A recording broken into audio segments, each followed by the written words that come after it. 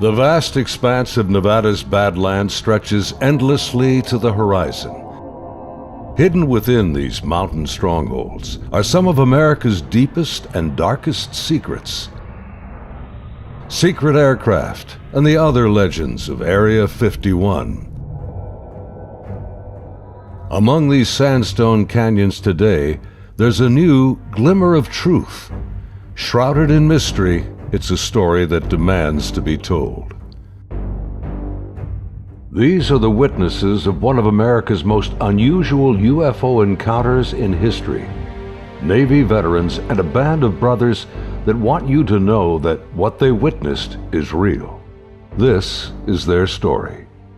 Petty Officer Jason Turner served aboard the USS Princeton in 2004. His personal conviction for democracy and patriotism guides him in his search for the truth. This is an actual event that happened, and I witnessed it. Aviation tech Patrick Hughes, a USS Nimitz veteran, he speaks for his shipmates who choose to remain silent. I'm one of those who has to see to believe, and obviously I've seen the evidence of this, so it exists.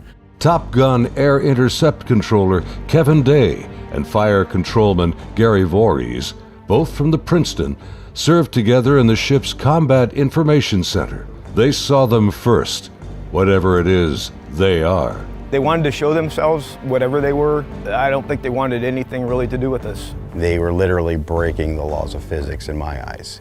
These sailors are here for truth and vindication, and their story goes back over a decade to a time and place that marked a departure for all of them, both in their Navy careers, but also in their knowledge of the limits of man's technological understanding of our world.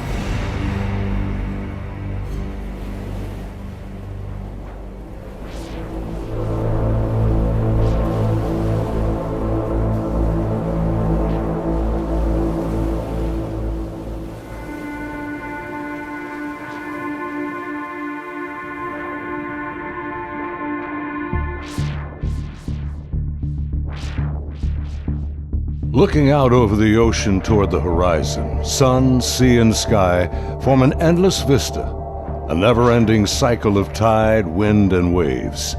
Here, far from shore, strange events have unfolded. These stories stretch the boundaries of our imagination and challenge our beliefs. This is a true story of such events from the accounts of the sailors and naval aviators who experienced them. Professional military service members who want the world to know that what they encountered is real. Even more troubling, our military has no explanation. The answers seem to elude everyone, like reflections on the waves, yet they are out there.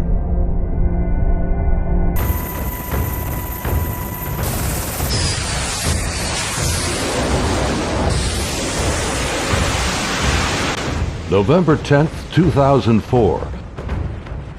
90 miles southwest of San Diego, California, in the Naval Operations Area, the Nimitz Carrier Strike Group and her complement of warships and the aircraft of Air Wing 11 are conducting a routine 2-week training exercise. Nearby, the guided missile cruiser USS Princeton has been tracking unknown aircraft that appear and disappear from her sophisticated Aegis radar screens. The Spy 1 Bravo radar is one of the most advanced sensors ever deployed. Princeton's main role is air defense of the strike group, and Operations Specialist Senior Chief Day is in charge of protecting the airspace around the Nimitz. And my job was to man the radars and ID everything that flew in the skies. And I also sat a position called Anti-Air Warfare Coordinator, where if we ever had to go to war, I was the guy that was going to launch the missiles and kill shit. In addition to that, I was the Air Intercept Controller. When the Super Hornets take off the carrier, I'm the guy that takes control and takes them to the fight and gets them home safe. And there was a lot of experience in that room. The captain had 28 years, I had 18 years. And the Aegis ship is our newest weapons system afloat. It's got the Spy 1 radar system, phased array radar system, and I was an expert on that. Inside the Combat Information Center, Chief Day's attention is focused on a group of unknown aircraft on the Spy 1 screen. He's trying to identify them. I was on watch, and we were probably 100 miles, I forget how far exactly that day we were, off the coast of San Diego southwest, kind of off the coast of Mexico, Baja.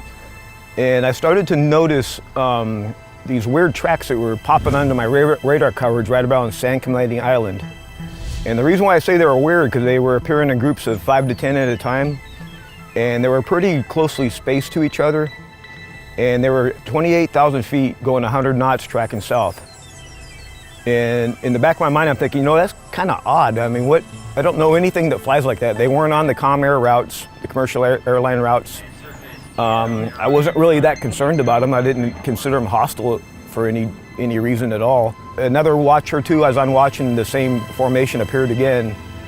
And over the course of 3-4 days, it probably counted up to that point, groups of 5 to 10 at a time. There were probably 50, 60 tracks by then.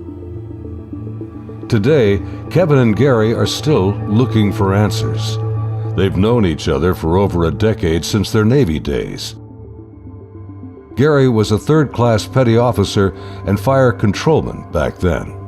I worked on the Aegis computer system on a CG-59 guided missile cruiser, the USS Princeton. I'm in charge of CEC and data recording and maintaining and operating all the mainframes that run the system.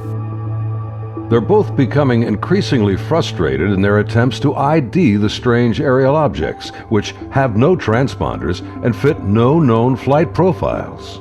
The guys that work on the Spy 1 Bravo radar, they had come across and said they needed to take the system down for recalibration because they were getting clutter or ghost tracks, and they needed to recalibrate to get rid of them. Then once they did finish all that recalibration, bring it back up, the tracks didn't disappear. They were still there, but they were actually sharper and clearer. They were doing diagnostic tests on everything we had to make sure it was not a system malfunction. And it turned out that it wasn't. These were actually real objects. I had the highest spy track quality possible on these contacts. In this situation, I actually started recording on all 4 tapes at the same time. That way, it was a one continuous loop, and I was just replacing them as they were, becoming full. We failed utterly to identify these things. It didn't meet any of the parameters for anything that was known. In some cases, they seem to descend from space and then suddenly plunge to near sea level in seconds.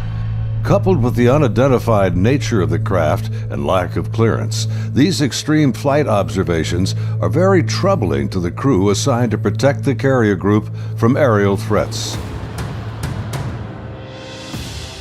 Sunday, November 14th, morning. The Nimitz deck crew is busy launching FA-18F Super Hornets, helicopters, and E-2 Hawkeye early warning planes. The mission? Simulated air defense, or ADEX training over the Pacific. The winds are calm, the skies are clear, a near perfect day for flying.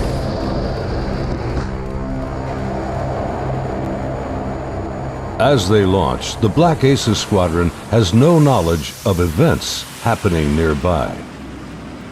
In the back of my mind, that's when I determined I was going to become concerned about these objects. Is we were getting ready to launch a whole bunch of aircraft in that same piece of sky.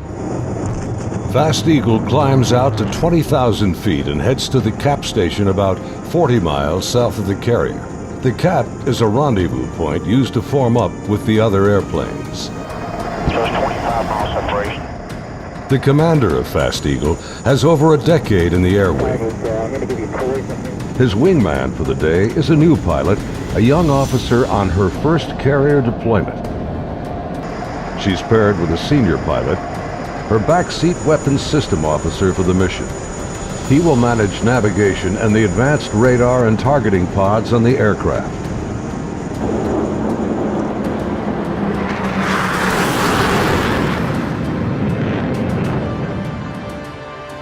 Overhead, an E-2 Hawkeye from the Wallbanger Squadron is on station directing the aircraft. Banger provides eye-in-the-sky command and control during carrier flight operations. Back in the Combat Information Center on Princeton, the mysterious objects are back. And today is the first time Senior Chief Day has jets in the air that can intercept the mysterious aircraft. Seeing these contacts, Captain Smith orders me to intercept one of them. So I went back to the console. I picked the closest one that was to us, and I had intended to let the Hawkeye do the intercept because they already had control. It was just easier. Day briefs the captain, and they agree to send the Hornets. The air intercept controller aboard Princeton, call sign Charlie, radios the Hawkeye and takes control of Fast Eagle. Banger, Charlie. Charlie, this is Banger, good.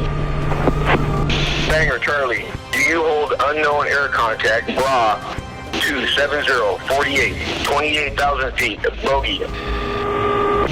Charlie, Banger, negative. Radar picture is clean. The E-2 radar operators have been frustrated in their attempts to get a radar return on the unknown aerial target that Princeton is tracking. Even with their 24-foot radar dish, they can't get a lock on the object. Banger, Charlie. Transfer Fast Eagle flight to Charlie Control, button 13. We have a real tasking for them. Charlie, Banger, roger. Fast Eagle, Charlie, stand by for real tasking. Charlie, Fast Eagle, send it. We vector towards that position in the sky, and real quiet on the radio. I'm just giving them bra calls, which is bearing range altitude, to these unknown bogey group. And basically I'm just telling their crew where the object is, the bearing from them, and the range from them, and the altitude so they can drive towards it. Contact bra 27041, 20,000 feet, bogey, snap, 270, over. Roger, bearing 270, 41 miles. 100, go trail. 100. Say state. State 12,000 pounds. Clean, do you have it? I'm trying to get a track on it now. They sent link 16, but my radar picture is clean. The next radio call takes everyone by surprise. Fast Eagle 110, say loadout. 110, what's your weapons loadout? Yeah, the tactical action officer, the TAO, jumps on the radio. Her name was Lieutenant Elders, and she just point blank asked the Fast Eagle flight if they were carrying any type of weapons. And there was a stunned pause on the radio. Wings clean, Princeton. We just have CADAM training missiles, and they're not coming off the rail. We're in an exercise environment, and the last thing we wanted to do is start shooting stuff. Now the controllers have the pilot's undivided attention. Normally, the squadron doesn't carry live ordnance when training. What do you guys think that was about? What, about the loadout? I have no idea. Maybe it's drug runners or something. Yeah, it could be. Or a lost Cessna out of SoCal. I don't like this. Fast Eagle, Charlie, contact bra 16034, 8,000 feet, bogey.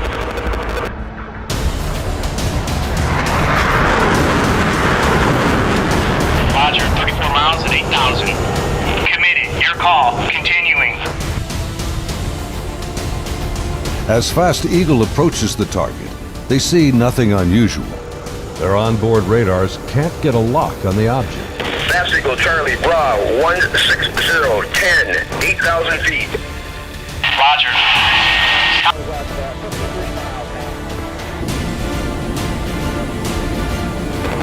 Fast Eagle, Charlie, merge plot. Basically what the merge plot means on the radar, you got two objects in the same vertical piece of sky, so when I'm looking at the 2D display, it looks like a one radar blob now. Confirm the object appears stationary. I had it at 17.7. Showing, again, basically no airspeed on it. Hey, you guys seeing us? What is that?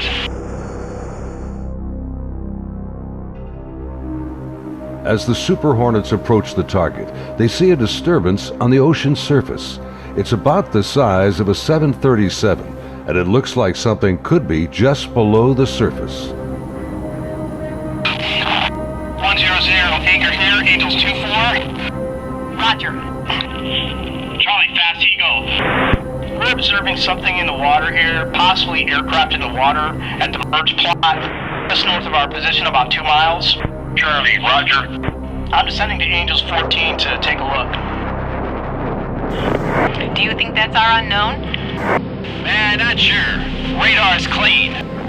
As soon as he got to the merge plot position, the object that he was intercepting dropped from 28,000 feet down to 50 feet above the water in 0.78 seconds, as I found out later the next day. As the Super Hornets get closer to the ocean disturbance, he suddenly spots another craft above it, a much smaller white object with an oblong shape, hovering, then darting just above the waves.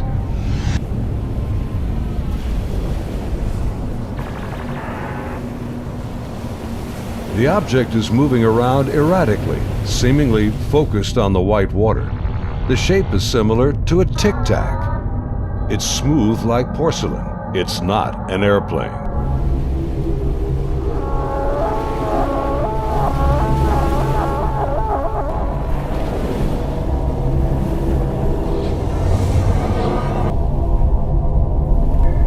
Suddenly, the object begins to rise into the air.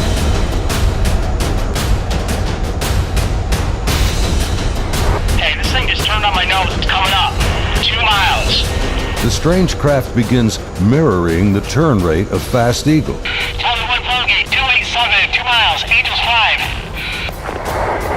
5. The object is now at his 3 o'clock position as he continues to turn with it. He's turning hard, 3,000 meters. We had the external communications in the speaker in combat so everyone could listen to it. And the next thing I hear in the radio going, oh my God, I'm engaged, I'm engaged. 1,000 meters, he's southwest, Angels 8.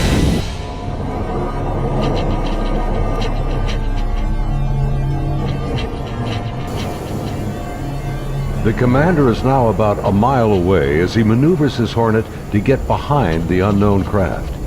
It's about the size of an F-18, about 47 feet long, and it has no wings. As the dogfight unfolds, he quickly turns and dives to bring his jet's nose ahead of the object to close the distance.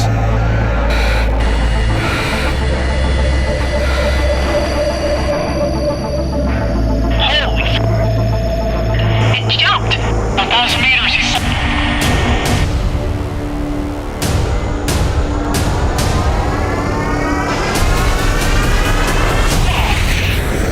I lost it! Suddenly, the tic-tac rockets past. It's gone beyond the horizon in the blink of an eye. I saw it go 137. No tally. That didn't just happen. Say again. Fast Eagle Charlie, sir, you're not going to believe this, but the bogey group is now back at your cap station.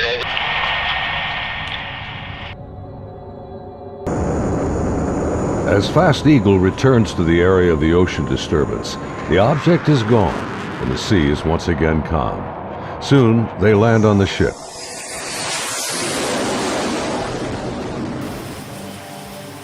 Back on board Banger, the flight crew has been listening to the radio transmissions from Fast Eagle. The crew has been tracking the intercepts on their advanced display systems called the CEC. One of the radar operators, who wishes to remain anonymous, describes hearing the fear in the pilots' voices, and he knows this is no drill. I had a good friend who flew on the Hawkeyes. We've been calling him Roger to protect his identity because he didn't want to come forward at this time, but he wanted to contribute to the story to verify that it actually happened. So there were 5 people in the airplane. Roger would have been sitting in the radar officer seat, which is towards the back middle of the plane. To the side of each one of them or behind them, depending how the chair's rotating, is a window. Suddenly, his attention is drawn to something outside the Hawkeye. He and the entire crew watch in disbelief as a tic-tac object suddenly forms up on their E2 and then just as quickly shoots away from sight. The crew is left in disbelief.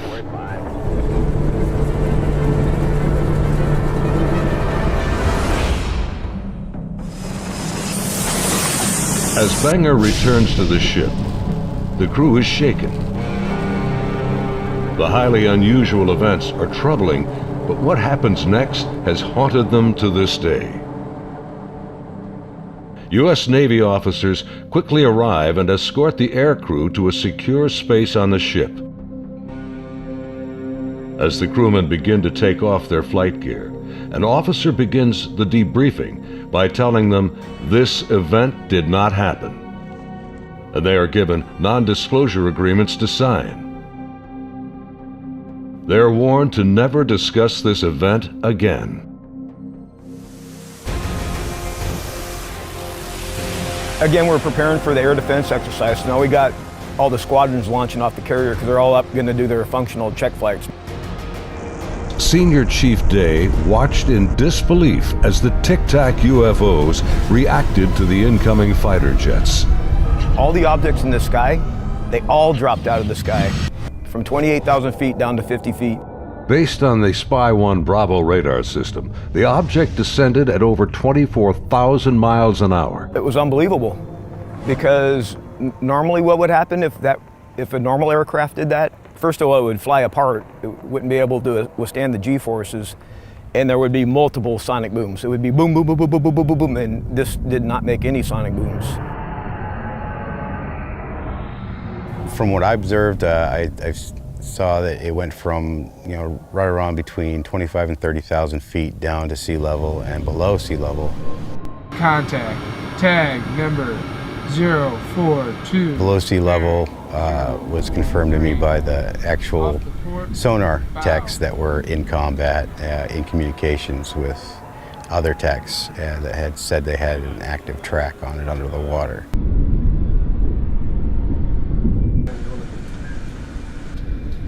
They're talking with their sonar guys on the sub that was with us, and I was told directly that it did go underwater. It went from being in the air to underwater. From what they were saying, it was going averaging about 500 knots under the water. So it did slow down when it hit the water, but it didn't affect it inertially. After the intercepts, both Kevin and Gary climbed up to the ship's bridge wing to get a better view of the objects through the binoculars. We'd go up to the bridge wing and look at them through the big eyes, which is heavily magnified binoculars that are out on the bridge wing of the ship. Even when I was off watch, I was usually up in combat anyway, and I was sitting at the console. I just picked the closest object to us, and I got the relative bearing from the ship, slave over to the relative bearing of about the right altitude, and saw this white light in the sky. The movements were smooth to erratic. They just moved from one point to another. It was always a very sharp and clean movement. It always felt like a constant speed, not like speeding up. Just it needed to go to that point, and it decided to do it at this speed. And then it would just go from nothing to the speed they were going to go, and then stop at the next point. Meanwhile, back on the Nimitz, aviation tech Patrick Hughes is working to secure the classified data recorders from the Hawkeye that encountered the Tic-Tac. We pull out their hard drives. We call them RMCs. We call them bricks because they physically heavy like a brick. But they contain the software to run the airplane. And they also record a lot of the data that the aircrew sees during the flight. So we take the removable stuff, we take it out, we go downstairs, back to our shop. Patrick's job involves tracking the chain of custody of the hard drives. Then we open up the safe, put them in the safe. We've got tracking sheets so we know what RMCs are on what airplane. We know who signed them out, who put them in the airplane, who took them out of the airplane. As he gets ready to wrap up the mission, there's a knock on the door. Our commanding officer's there, two other guys in flight suits who I'm assuming were Air Force officers because I'm pretty sure that's the insignia they had on. But they were not on the ship earlier. I did not see them come on the ship, so I'm not sure how they got there. But the skipper basically said, I need the bricks off the flight. We opened the safe, we put them in the bags. He took them, he took his two anonymous officers and left. The officers, with the classified hard drives in hand, soon board an HS-60 Seahawk helicopter and leave Nimitz.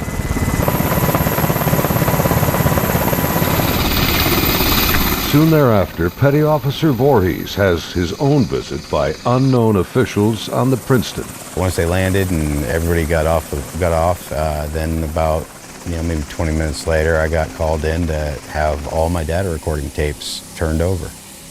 And then also told that I needed to reload CEC because it had been wiped. So it was, so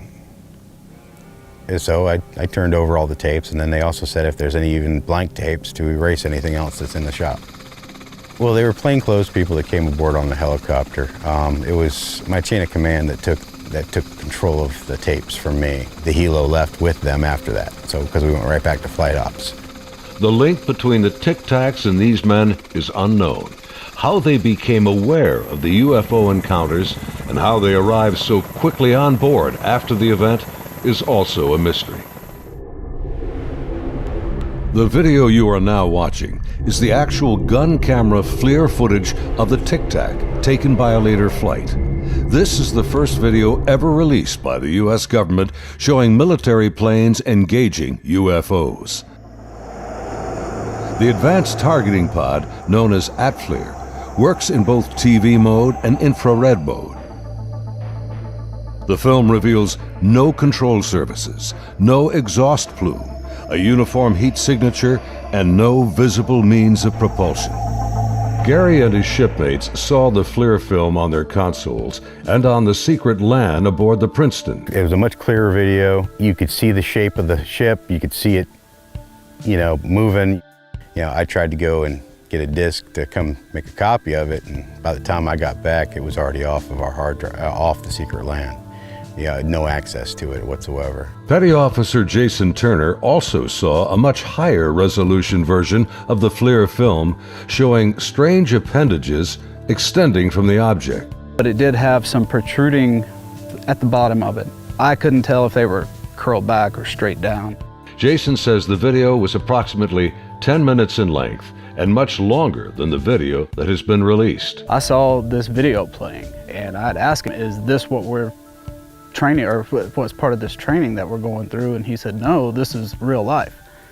And when I saw it, it was a very clear image, a very clear video, and this thing was going berserk, like making turns, like, it's incredible. The amount of G-forces that it would put on a human that this thing was doing. The jets were like trying to trail this thing, and it would just run off and leave them. It would just gone, and then it would come back, and then you would see it, and then it made a maneuver, like they were chasing it straight on. It was going with them. This thing stopped, turned, and just gone. That's the only way to describe what it looked like. Dude, this is a fucking drone, bro. There's a whole fleet of them. Look on the ASA. My gosh. Just 11 years later, fighter jets from USS Roosevelt filmed this anomalous object in 2015. Well, if there's a thing, it's rotating. Like the Nimitz encounter, they too were conducting routine training when fleets of UFOs were encountered by the pilots. The Nimitz encounters remained cloaked secrecy for over 13 years. The first-hand testimony about UFO sightings is practically unheard of from military service members. Thanks to the brave and honest accounts of the sailors and naval aviators who have come forward to relate their experiences, and of the remarkable videos they filmed that day, the silence has been broken. I dealt with this all on my own for many, many years, and it was not a very pleasant journey to go through, because no one really believes you. But now things have changed, and anyone out there that's struggling with this and wants to reach out, there is now a group that you can reach out to and get help and support and vindication. It's honestly been a little relieving to be able to actually talk about it and how important that event really was, and not just keep blowing it off. There's people out here that really need to know and want to know, and you have the support of me and Kevin and my other shipmates that have come forward and decided to talk about it. My role is to describe the story and convince people that yes, this event really happened and these objects were really real, but what they are, I have no idea. It is something. I want to know what it is. That's the whole reason I chose to come forward to contribute to the story, because there is a story here, there is more information here. And the more of us that talk about it, the better chance of the full story coming together. And it's vindication for us that other people are looking into it, and you know, we finally tell our story and people listen. If you need to get a hold of us or would like to talk to any of us, Kevin, me, or any of the other guys that have come forward, there'll be an email address at the end of this video that you can contact them and they can get a hold of us. If you or someone you know has witnessed unknown objects from military ships or